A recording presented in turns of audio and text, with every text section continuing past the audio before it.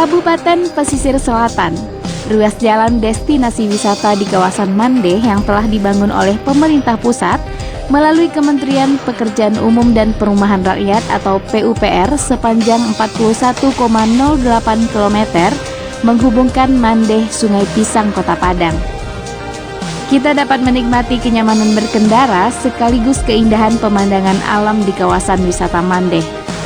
Artinya dengan adanya jalan tersebut, banyak akses yang bisa dilalui untuk menjangkau kawasan wisata Mandeh.